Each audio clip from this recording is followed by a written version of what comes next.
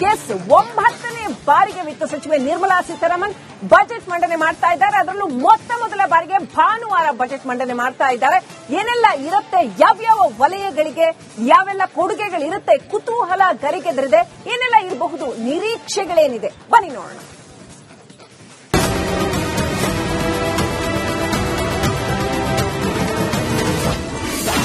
ಭಾನುವಾರವೇ ಕೇಂದ್ರ ಸರ್ಕಾರದ ಬಜೆಟ್ ಮಂಡನೆ. ತೆರಿಗೆ ವಿನಾಯಿತಿ ಮಿತಿ ಹೆಚ್ಚಿಸುವ ನಿರೀಕ್ಷೆ. ಕೇಂದ್ರದ ಹಣಕಾಸು ಖಾತೆ ಸಚಿವೆ ನಿರ್ಮಲಾ ಸೀತಾರಾಮನ್ 2026 ಮತ್ತು 27ನೇ ಸಾಲಿನ ಕೇಂದ್ರದ ಬಜೆಟ್ ಮಂಡಿಸ್ತಾ ಇದ್ದಾರೆ. ಕೆಲ ವರ್ಷಗಳಿಂದ ಫೆಬ್ರವರಿ 1ರಂದು ಕೇಂದ್ರದ ಬಜೆಟ್ ಮಂಡಿಸಲಾಗ್ತಾ ಇದೆ. ಆದರೆ ಈ ಬಾರಿ ಫೆಬ್ರವರಿ 1 ಭಾನುವಾರ ಬಂದಿದೆ. ಆದರೂ ಭಾನುವಾರವೇ ಬಜೆಟ್ ಮಂಡನೆಗೆ ಕೇಂದ್ರ ಸರ್ಕಾರ ನಿರ್ಧರಿಸಿದೆ. ಹೀಗಾಗಿ ಷೇರು ಮಾರುಕಟ್ಟೆ ಓಪನ್ ಆಗಲಿದ್ದು ವಹಿವಾಟು ನಡೆಸಲಿದೆ. ಸರ್ಕಾರಿ ರಜಾ ದಿನವೂ ಕೂಡ ಮೊದಲ ಬಾರಿಗೆ ಕೇಂದ್ರದ ಬಜೆಟ್ ಮಂಡನೆಯಾಗ್ತಾ ಇರುವುದು ಒಂದು ವಿಶೇಷ. ಈ ಬಾರಿಯ ಬಜೆಟ್ ಮೇಲೂ ದೇಶದ ವಿವಿಧ ವಲಯಗಳ ಜನರು ತಮ್ಮದೇ ಆದಂತಹ ನಿರೀಕ್ಷೆಗಳನ್ನು ಇಟ್ಟುಕೊಂಡಿದ್ದಾರೆ. ಜನಸಾಮಾನ್ಯರು, ಸಂಬಳ ಗಳಿಸುವಂತಹ ವರ್ಗ, ಉದ್ಯಮಿಗಳು, ಹೂಡಿಕೆದಾರರು, ವ್ಯಾಪಾರಿಗಳು, ಮಹಿಳೆಯರು ತಮ್ಮದೇ ಆದಂತಹ ನಿರೀಕ್ಷೆಗಳನ್ನು ಹೊಂದಿದ್ದಾರೆ. ಬಜೆಟ್ ಮೇಲೆ ನಿರೀಕ್ಷೆ. ರೈತರಿಗೆ ನೀಡುವಂತಹ ಕಿಸಾನ್ ಸಮ್ಮಾನ್ ನಿಧಿಯನ್ನ 9,000ಕ್ಕೆ ಏರಿಕೆ ಮಾಡುವ ಸಾಧ್ಯತೆ ಕೂಡ ಇದೆ. ವಿವಾಹಿತ ದಂಪತಿಗೆ ಜಂಟಿ ತೆರಿಗೆ ವ್ಯವಸ್ಥೆ ಜಾರಿಗೊಳಿಸಬಹುದು. ಇದರಿಂದ ದಂಪತಿಗಳಿಗೆ ವಾರ್ಷಿಕ 24 ಲಕ್ಷ ರೂಪಾಯಿವರೆಗೂ ತೆರಿಗೆ ವಿನಾಯಿತಿ ಸಿಗಲಿದೆ. ವಾರ್ಷಿಕ 30 ಲಕ್ಷ ರೂಪಾಯಿಗಿಂತ ಹೆಚ್ಚಿನ ಆದಾಯಕ್ಕೆ ಶೇಕಡಾ 30ರಷ್ಟು ತೆರಿಗೆ ವಿಧಿಸಬಹುದು. ಮ್ಯೂಚುವಲ್ ಫಂಡ್ಗಳನ್ನ 5 ರಿಂದ 7 ವರ್ಷದವರೆಗೆ ಹೊಂದಿದ್ರೆ ಯಾವುದೇ ತೆರಿಗೆ ಇರಲ್ಲ. HRA ಮಿತಿಯನ್ನ ಏರಿಕೆ ಮಾಡಬಹುದು. ಗೃಹ ಸಾಲದ ಬಡ್ಡಿ ಮೇಲಿನ ತೆರಿಗೆ ವಿನಾಯಿತಿ ಮಿತಿಯನ್ನ 2 ಲಕ್ಷ ರೂಪಾಯಿಗೆ ಹೆಚ್ಚಳ ಮಾಡಬಹುದು. ಬೆಳಗಾವಿಗೆ ಐಟಿ ಪಾರ್ಕ್ ತೆರೆಯಲಿ. ಸಾಕಷ್ಟು ಜನ ಇಂಜಿನಿಯರ್ಗಳಾಗಿ ಬೇರೆ ಬೇರೆ ಜಿಲ್ಲೆಗಳಿಗೆ, ಬೇರೆ ಬೇರೆ ರಾಜ್ಯಗಳಿಗೆ ಹೋಗ್ತಾ ಇರುವಂತಹ ಸಂದರ್ಭದೊಳಗಡೆ ವಿಶೇಷವಾಗಿ ಕೇಂದ್ರ ಸರ್ಕಾರ ಮನಸ್ಸು ಮಾಡಿ, ಇಲ್ಲಿಯ ಸಂಸದರುಗಳು ಒಂದು ಮನಸ್ಸು ಮಾಡಿ, ಇಲ್ಲಿಯ ಒಂದು ಐಟಿ ಕಂಪನಿಗಳಿಗೆ ಐಟಿ ಪಾರ್ಕ್ ಅನ್ನ ಒಂದು ಸಾಕಷ್ಟು ದೊಡ್ಡ ಪ್ರದೇಶ ಇರೋದ್ರಿಂದ, ಕೇಂದ್ರ ಸರ್ಕಾರದ ಸಾಕಷ್ಟು ಜಮೀನು ಇರೋದ್ರಿಂದ ಇಲ್ಲಿ ಒಂದು ಐಟಿ ಕಂಪನಿಗಳಿಗೆ ಉತ್ತೇಜನ ಕೊಡುವ ಸಲುವಾಗಿ ಒಂದು ಐಟಿ ಪಾರ್ಕ್ ಮಾಡಬೇಕು. ಅದಕ್ಕೆ ವಿಶೇಷವಾದಂತಹ ಅನುದಾನವನ್ನ ಕೊಡಬೇಕು. ಕೊಡಗಿಗೆ ರೈಲ್ವೆ ಸಂಪರ್ಕವನ್ನು ಕೊಡಬೇಕು. ರೈಲ್ವೆ ಸಂಪರ್ಕನ ಕೇಂದ್ರ ಸರ್ಕಾರ ಕೈ ಬಿಟ್ಟಿದೆ ಈಗ ಇರೋದಂತ. ಅದೊಂದು ಆಗಿದ್ರೆ ನಮಗೆ ಇನ್ನು ಕೊಡಗು ಡೆವಲಪ್ ಆಗ್ತದೆ ಸ್ವಲ್ಪ ಜನ ಸಂಚಾರದಿಂದ. ಆಲ್ರೆಡಿ ಟೂರಿಸಂ ಇಂದನೇ ನಮ್ಮ ಕೊಡಗು ಇರೋದು, ಅದು ಬಿಟ್ಟು ಬೇರೇನಿಲ್ಲ. ಎರಡನೇ ವಿಷಯ ಏನಂತಂದ್ರೆ, ನಮ್ಮ ರಾಜ್ಯದಲ್ಲಿ ಅಕ್ರಮ ವಲಸಿಗರು ಬಂದು ಸೇರಿದ್ದಾರೆ.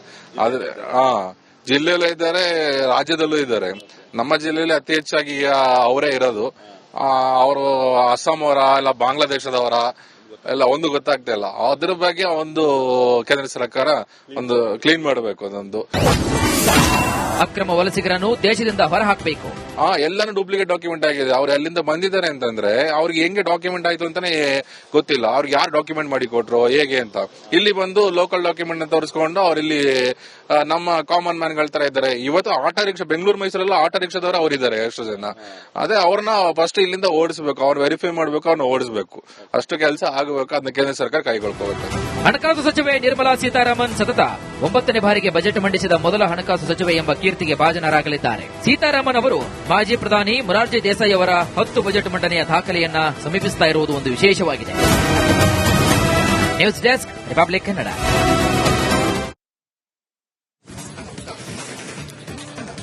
ರಾಷ್ಟ್ರಪತಿಗಳನ್ನ ಭೇಟಿ ಮಾಡಿದ ನಂತರ ಪ್ರಧಾನಿ ಮೋದಿ ಅವರನ್ನ ಭೇಟಿ ಮಾಡೋದಕ್ಕೆ ಹೋಗ್ತಾರೆ ವಿತ್ತ ಸಚಿವೆ ನಿರ್ಮಲಾ ಸೀತಾರಾಮನ್ ಅವರು. ಈ ಸಾರಿಯ ಬಜೆಟ್ ಯಾವ ರೀತಿಯಲ್ಲಿ ಇರಲಿದೆ ಅಂತ ಸಾಕಷ್ಟು ಕುತೂಹಲ ಇದೆ. ಮೋದಿ 3.0 ಸರ್ಕಾರದ ಬಜೆಟ್ ಕ್ರಾಂತಿಕಾರಿ ಬದಲಾವಣೆಗಳನ್ನೇನಾದ್ರೂ ಮಂಡಿಸ್ತಾರಾ? ಯಾಕಂತಂದ್ರೆ ಈ ಬಜೆಟ್ನಲ್ಲಿ ದೀರ್ಘಕಾಲೀನ ಯೋಜನೆಗಳಿಗೆ ಹೆಚ್ಚು ಒತ್ತು ಕೊಡ್ತಾರೆ ಅಂತ ಹೇಳಲಾಗ್ತಾ ಇದೆ. ಹಾಗಾಗಿ ಯಾವೆಲ್ಲ ತರದ ಯೋಜನೆಗಳು, ಇನ್ಫ್ರಾಸ್ಟ್ರಕ್ಚರ್ ಇರಬಹುದು ಅಥವಾ ಅದು ನವೀಕರಿಸಬಹುದಾದ ಇಂಧನ ಇರಬಹುದು, ರಕ್ಷಣಾ ವಲಯ ಇರಬಹುದು. ಬಹಳ ಮುಖ್ಯವಾಗಿ ರಕ್ಷಣಾ ವಲಯಕ್ಕೆ ಇನ್ನಷ್ಟು ಹೆಚ್ಚಿನ ಒತ್ತು ಸಿಗತ್ತಾ? ಆಪರೇಷನ್ ಸಿಂಧೂರ್ ಇರಬಹುದು. ಇವತ್ತಿನ ಜಿಯೋಪೊಲಿಟಿಕಲ್ ಸಿಚುವೇಶನ್ ಅನ್ನು ಗಮನಿಸಿದ್ರೆ ಹೆಚ್ಚಿನ ಒತ್ತನ್ನ ರಕ್ಷಣಾ ವಲಯಕ್ಕೆ ಕೊಡ್ತಾರಾ? ಉತ್ಪಾದಕತೆ, ದೀರ್ಘಕಾಲೀನ ಉತ್ಪಾದಕತೆ, ಸೊ ದಟ್ ಏನು ಭಾರತ ಹೊಸ ಭಾರತವನ್ನ, ಸಶಕ್ತ ಭಾರತವನ್ನ ನಿರ್ಮಾಣ ಮಾಡಬೇಕು. 2047ರ ಹೊತ್ತಿಗೆ ಡೆವಲಪ್ಡ್ ಇಂಡಿಯಾ, ವಿಕಸಿತ ಭಾರತ, 2047ರ ವಿಕಸಿತ ಭಾರತದ ಕನಸನ್ನ ನನಸು ಮಾಡುವುದಕ್ಕೆ ಬೇಕಾಗಿರ್ತಕ್ಕಂಥ ಅಂಶಗಳು ಇವತ್ತಿನ ಬಜೆಟ್ನಲ್ಲಿ ಇರತ್ತಾ? ದೀರ್ಘಕಾಲೀನ ಯೋಜನೆಗಳಿಗೆ ಇವತ್ತು ಏನು ನಾಂದಿ ಹಾಡ್ತಾರಾ? ಕಾದು ನೋಡಬೇಕಾಗಿದೆ.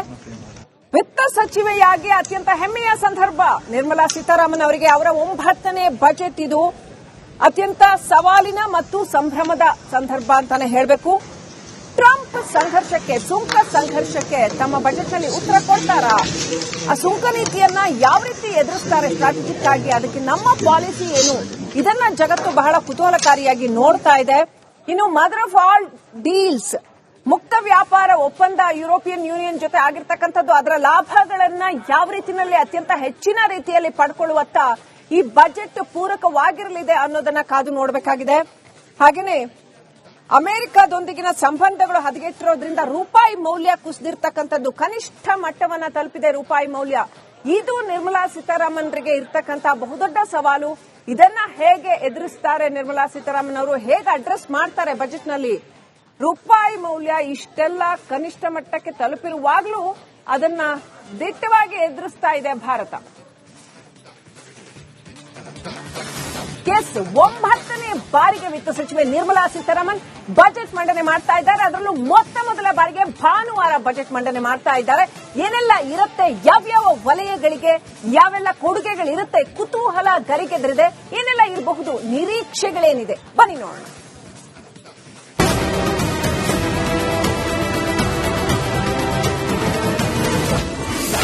ಭಾನುವಾರವೇ ಕೇಂದ್ರ ಸರ್ಕಾರದ ಬಜೆಟ್ ಮಂಡನೆ.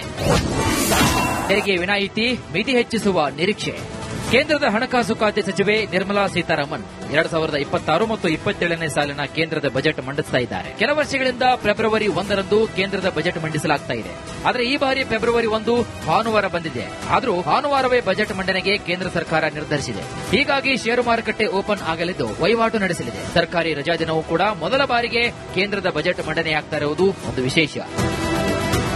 ಈ ಬಾರಿಯ ಬಜೆಟ್ ಮೇಲೂ ದೇಶದ ವಿವಿಧ ವಲಯಗಳ ಜನರು ತಮ್ಮದೇ ಆದಂತಹ ನಿರೀಕ್ಷೆಗಳನ್ನು ಇಟ್ಟುಕೊಂಡಿದ್ದಾರೆ. ಜನಸಾಮಾನ್ಯರು, ಸಂಬಳ ಗಳಿಸುವಂತಹ ವರ್ಗ, ಉದ್ಯಮಿಗಳು, ಹೂಡಿಕೆದಾರರು, ವ್ಯಾಪಾರಿಗಳು, ಮಹಿಳೆಯರು ತಮ್ಮದೇ ಆದಂತಹ ನಿರೀಕ್ಷೆಗಳನ್ನು ಹೊಂದಿದ್ದಾರೆ.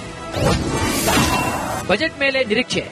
ರೈತರಿಗೆ ನೀಡುವಂತಹ ಕಿಸಾನ್ ಸಮ್ಮಾನ್ ನಿಧಿಯನ್ನ 9,000ಕ್ಕೆ ಏರಿಕೆ ಮಾಡುವ ಸಾಧ್ಯತೆ ಕೂಡ ಇದೆ. ವಿವಾಹಿತ ದಂಪತಿಗೆ ಜಂಟಿ ತೆರಿಗೆ ವ್ಯವಸ್ಥೆ ಜಾರಿಗೊಳಿಸಬಹುದು. ಇದರಿಂದ ದಂಪತಿಗಳಿಗೆ ವಾರ್ಷಿಕ 24 ಲಕ್ಷ ರೂಪಾಯಿವರೆಗೂ ತೆರಿಗೆ ವಿನಾಯಿತಿ ಸಿಗಲಿದೆ. ವಾರ್ಷಿಕ 30 ಲಕ್ಷ ರೂಪಾಯಿಗಿಂತ ಹೆಚ್ಚಿನ ಆದಾಯಕ್ಕೆ ಶೇಕಡಾ 30ರಷ್ಟು ತೆರಿಗೆ ವಿಧಿಸಬಹುದು. ಮ್ಯೂಚುವಲ್ ಫಂಡ್ಗಳನ್ನ 5 ರಿಂದ 7 ವರ್ಷದವರೆಗೆ ಹೊಂದಿದ್ರೆ ಯಾವುದೇ ತೆರಿಗೆ ಇರಲ್ಲ. HRA ಮಿತಿಯನ್ನ ಏರಿಕೆ ಮಾಡಬಹುದು. ಗೃಹ ಸಾಲದ ಬಡ್ಡಿ ಮೇಲಿನ ತೆರಿಗೆ ವಿನಾಯಿತಿ ಮಿತಿಯನ್ನ 2 ಲಕ್ಷ ರೂಪಾಯಿಗೆ ಹೆಚ್ಚಳ ಮಾಡಬಹುದು. ಬೆಳಗಾವಿಗೆ ಐಟಿಬಿಟಿ ಪಾರ್ಕ್ ತೆರೆಯಲಿ. ಸಾಕಷ್ಟು ಜನ ಇಂಜಿನಿಯರ್ಗಳಾಗಿ ಬೇರೆ ಬೇರೆ ಜಿಲ್ಲೆಗಳಿಗೆ, ಬೇರೆ ಬೇರೆ ರಾಜ್ಯಗಳಿಗೆ ಹೋಗ್ತಾ ಇರುವಂತಹ ಸಂದರ್ಭದೊಳಗಡೆ ವಿಶೇಷವಾಗಿ ಕೇಂದ್ರ ಸರ್ಕಾರ ಮನಸ್ಸು ಮಾಡಿ, ಇಲ್ಲಿಯ ಸಂಸದರುಗಳು ಒಂದು ಮನಸ್ಸು ಮಾಡಿ, ಇಲ್ಲಿಯ ಒಂದು ಐಟಿಬಿಟಿ ಕಂಪನಿಗಳಿಗೆ ಐಟಿಬಿಟಿ ಪಾರ್ಕ್ ಅನ್ನ ಒಂದು ಸಾಕಷ್ಟು ದೊಡ್ಡ ಪ್ರದೇಶ ಇರೋದ್ರಿಂದ, ಕೇಂದ್ರ ಸರ್ಕಾರದ ಸಾಕಷ್ಟು ಜಮೀನು ಇರೋದ್ರಿಂದ ಇಲ್ಲಿ ಒಂದು ಐಟಿಬಿಟಿ ಕಂಪನಿಗಳಿಗೆ ಉತ್ತೇಜನ ಕೊಡುವ ಸಲುವಾಗಿ ಒಂದು ಐಟಿಬಿಟಿ ಪಾರ್ಕ್ ಮಾಡಬೇಕು. ಅದಕ್ಕೆ ವಿಶೇಷವಾದಂತಹ ಅನುದಾನವನ್ನ ಕೊಡಬೇಕು. ಕೊಡಗಿಗೆ ರೈಲ್ವೆ ಸಂಪರ್ಕವನ್ನು ಕೊಡಬೇಕು. ರೈಲ್ವೆ ಸಂಪರ್ಕನ ಕೇಂದ್ರ ಸರ್ಕಾರ ಕೈ ಬಿಟ್ಟಿದೆ ಈಗ ಇರೋದಂತ. ಅದೊಂದು ಆಗಿದ್ರೆ ನಮಗೆ ಇನ್ನು ಕೊಡಗು ಡೆವಲಪ್